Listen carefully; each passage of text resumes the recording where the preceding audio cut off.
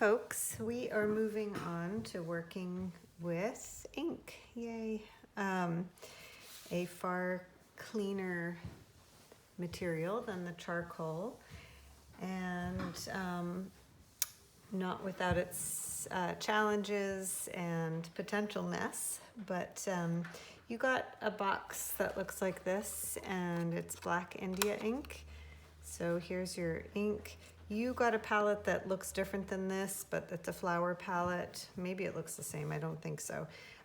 Mine's got some dried up acrylic paint on it, so I'm not gonna use that today, but that you will be using your palette.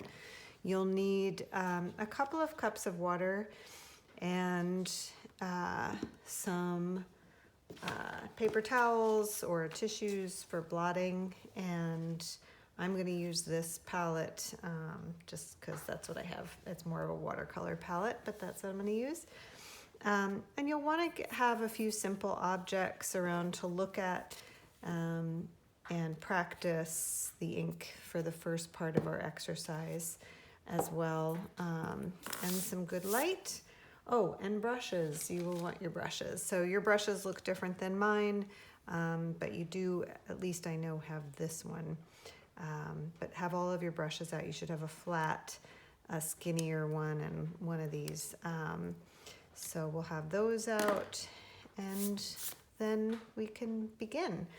So the first thing I'd like you to do is to get your ink, and you'll notice that it has a little dropper, so you'll squeeze the dropper and you'll be pulling out some ink, and you can put it onto your palette so that you have that there.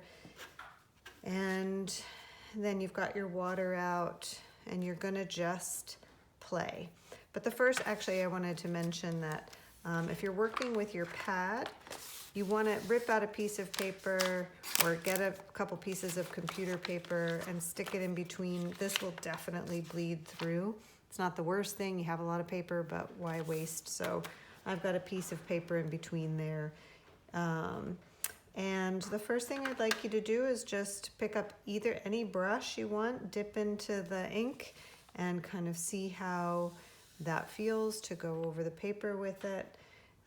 See what this brush in particular can do in terms of the fineness or the thickness of its mark, and to see what the ink looks like on this particular paper, which is not watercolor paper or particularly meant for ink. So you'll notice it changing quite a bit as you work with it. So you want to play around with your brushes and the straight ink. I suggest when you're putting your brush back, you put it in the water and put it in one of the cups first, and then when you want to get it sort of cleaner, you go to the second cup. Okay, and then you can dab it off. Then you have cleaner water to dilute the ink, which is going to be coming up next. So first you want to kind of take each of these brushes and sort of see what they might do for you. You can see what a dry brush might do, a lighter touch, and play with those. And your skinny brush will be different than mine, but you can play with that a little bit. And then you will want to take some water and kind of push it into these cups. Again, your palette's going to look a little different, and mix a bit of the ink into it to notice what a different tone you get when you add some water to the ink. And you could add a little bit more ink to it and see how that works for you. You can start to layer on top of the ink and see how that works.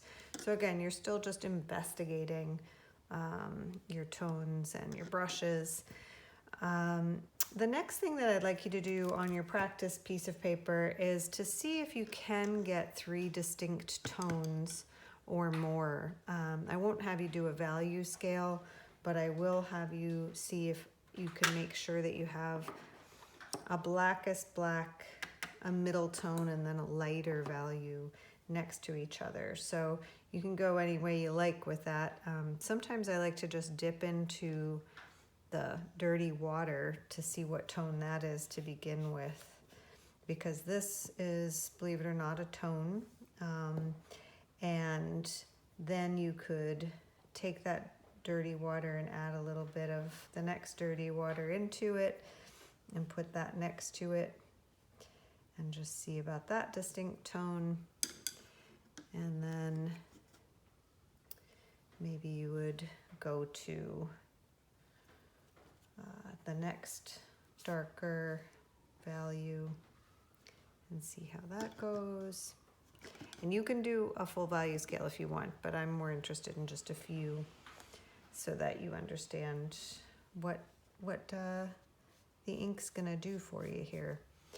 So I'm gonna add a little bit more ink and go straight with the ink here and really let it pool up so I know how black that's gonna get on this paper. And that's kind of it for the first stage. You can do as many pages of this play as you want.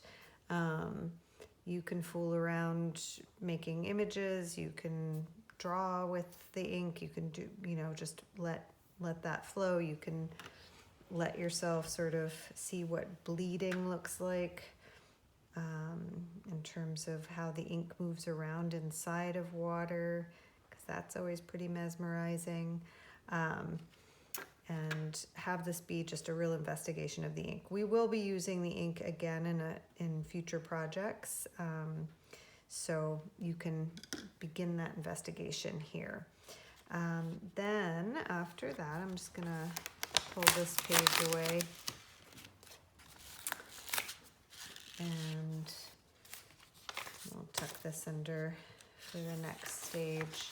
I would then like you to, now that you've kind of got an idea about what your tools are doing and your various values that you can get and some of the ways the brushes are going to work, you want to take a few objects and place them on your black paper. You can try it on white paper as well. You could try darker objects on white paper if you think that's more interesting, or you could do both. But I think simple is best to begin. So, going back to that simple sphere is probably a great way to go. And to use a couple of pages or so of just working with practice, spheres and seeing how light might work. You're being really generous with yourself. You're not, worrying too much about getting things perfect. I'm looking at this little ping pong ball, but I'm really more just kind of generalizing the light and shadow to think about, how this material can work and how the ink is interacting on this paper in particular. I suggest doing quite a few at the same time because you do want to see how it dries as well, and try different values of it. So maybe a really light one to start, and then coming in with some, seeing how the next value could sort of puddle up in there, and maybe how you might start to carve form out a little differently in each one. You can play again with line through these. You can build up with cross hatching a little bit to see what different textures you get. But you are in this session trying to control the brush a little bit and see what it can do, trying to control the water and the tones as best you can, and noticing where you can't control it, and where you might like where you can't control it, and where you don't like that. So again, just playing with that very simple shape that we've been all along working with the sphere in light, because we can sort of imagine that as well as look at it in real life pretty easily. So I would want you to do a few of these. Again, if you have some other objects to deal with, you know, you could work with those. I like to put a big mass when I know there's nothing that's exactly white on something. If I had a white object, I would be saving out those areas of light, and we will talk about that in the more advanced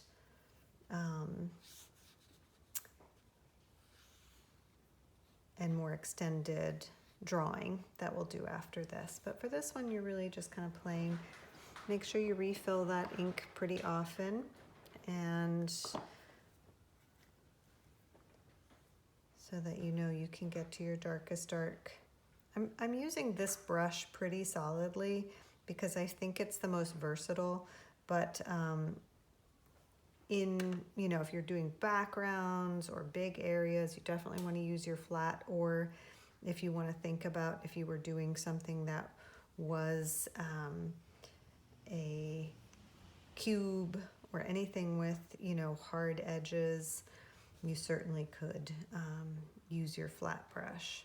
Okay, so don't forget about it. And your little tiny one, which I don't have, like I said, will be good for going in for detail. You can get a pretty darn good point with this one too. You can play, again, I like working from stones, and if you have them, that's great, to feel, you know, how you might be able to get some texture.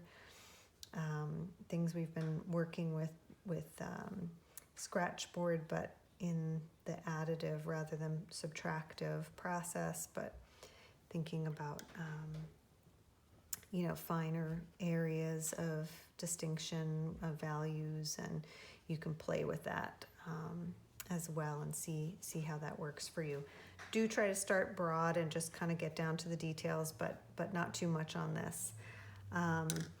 And do quite a few, like I said, you know, you'll have a few practice pages, you'll have played with these, you know, getting your lines and so forth. This is another page I did, playing with different ideas about light with the ink and the tools, and another sort of just investigating play a bit. So have fun with this. You can do whatever you want, but also I do want you to figure out the at least 3 values and an area where you're investigating light and shadow and trying to control your medium a bit. All right. So that's the first part with ink. I hope you're enjoying working, or you will enjoy working with it. And we'll move on to the build up to the next part of this project. All right, great.